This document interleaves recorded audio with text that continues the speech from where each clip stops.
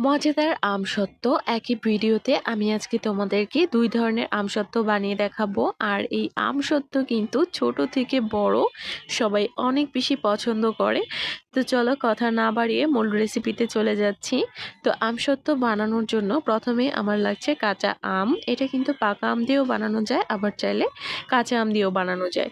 তো আমি এখানে ৫টা আম নিয়ে নিয়েছি মাঝারি সাইজের, আর খুব ভালোভাবে খোসা ছাড়িয়ে ছোট ছোট টুকরা করে কেটে নিয়েছি। আর এখানে প্রথমেই আমি জল ফুটিয়ে নিয়েছি। তোমরা চাইলে কিন্তু আমটা আগে থেকে দিয়েও সিদ্ধ করে নিতে পারো। তবে আমি এখানে জলের পরিমাণটা কিন্তু একটু কমিয়ে দিয়েছি, খুব বেশি দেইনি, কারণ যেহেতু আমি জলটা ফুটিয়ে নিয়েছি।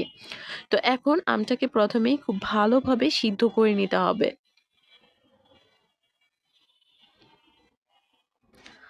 মাঝে ২-১ বার তোমরা চেক করে দেখবে আমটা নরম হয়েছে কিনা। আমটা নরম হয়ে গেছে আর সবগুলো আম কিন্তু আমি ছেঁকে তুলে নিয়েছি।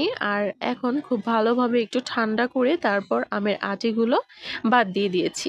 দেখো এখানে শুধু আমের পিউরিটাই আছে, তবে এটাকে কিন্তু অবশ্যই ছেঁকে নিতে হবে।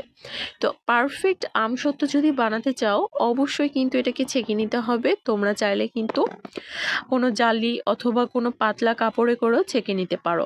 তবে আমার হাতের কাছে যেহেতু ছাঁকনি আছে, আমি ছাঁকনিতে করে ছেঁকে নিচ্ছি। খুব বেশিক্ষণ সময়ও কিন্তু লাগে না এই ছাঁকনিতে করে ছাঁকলে। মোট কথা আমের যে আঁশগুলো আছে এগুলো কিন্তু বাদ দিতে হবে। শুধুমাত্র আমের পিউরিটাই বের করে নিতে হবে। আর তাহলে কিন্তু আমসত্ত্বটা হবে একদম পারফেক্ট।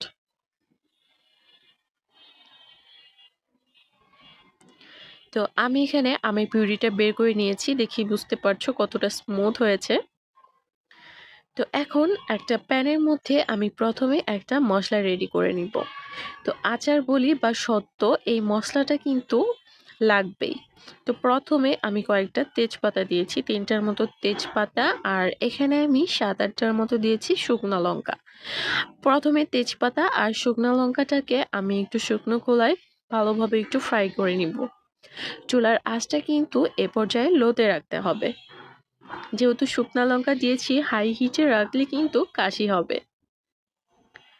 তো এখন এর মধ্যে আমি দিয়ে দিব ৫ ফোড়ন। আমি এখানে মোট ১ টেবিল চামচের মতো ৫ ফোড়ন দিয়েছি। আর তারপর এটাকে এগুলোর সাথেই মানে শুকনো লঙ্কা আর তেজপাতার সাথে একটু ভালোভাবে শুকনো খোলায় টেলে নিতে হবে।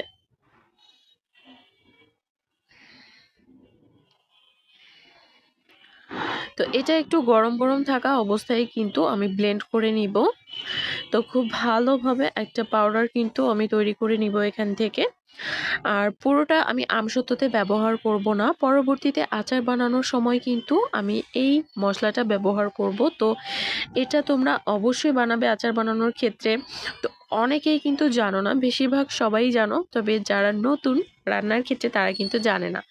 এই মশলাটা দিলেই কিন্তু আচারের টেস্টটা দ্বিগুণ পরিমাণে বেড়ে যায়।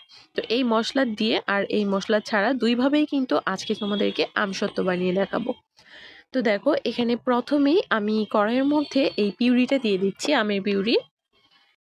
এখন এর মধ্যে আমি দিয়ে দিব চিনি। তো এখানে আমি ১ কাপ পরিমাণে চিনি নিয়েছি। আর পুরো চিনিটা আমি প্রথমেই দিইনি, অল্প অল্প করে দিচ্ছিলাম, কিছুটা বাকি রেখেছিলাম। পরবর্তীতে টেস্ট করে কিন্তু আবারও দিয়ে দিব। তো মনে হচ্ছে আমার পুরোটাই লেগে যাবে। আমসত্ত্ব যদি একেবারেই টক হয় তাহলে আমার কাছে খেতে ভালো লাগে না। তবে তোমরা যদি চিনির পরিমাণটা কম দিতে চাও তাহলে কিন্তু আরো কমও দিতে পারো।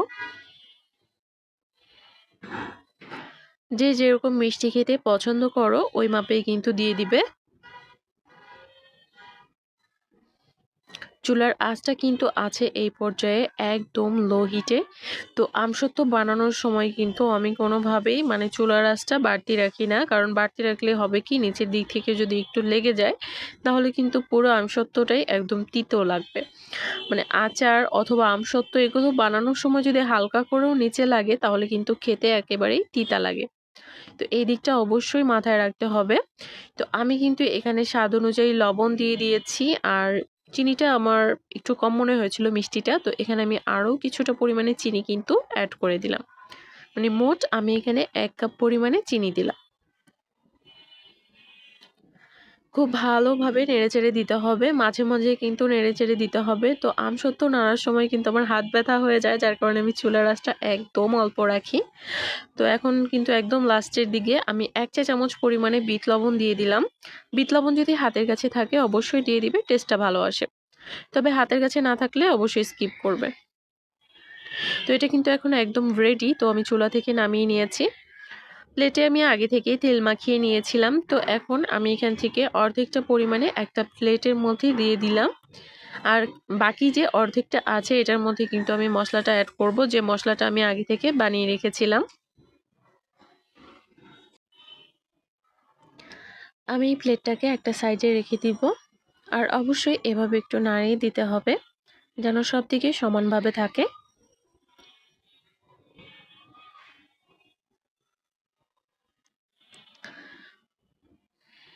তো এখানে যে বাকি আমের পিউরিটা আছে এর মধ্যে আমি দিয়ে দিচ্ছি সেই মশলাটা। তো খুব বেশি পরিমাণে কিন্তু দেওয়া যাবে না, যেহেতু পিউরির পরিমাণটা কম, পরিমাণ বুঝে দিতে হবে। এখানে আমি ১ চা চামচের থেকেও কম পরিমাণে দিয়েছি। আর খুব ভালোভাবে একটু নেড়েচেড়ে মিশিয়ে নিব। তো খুব ভালোভাবে আমি মিশিয়ে নিয়েছি। এখন এটাকেও প্লেটের মধ্যে দিয়ে দিব।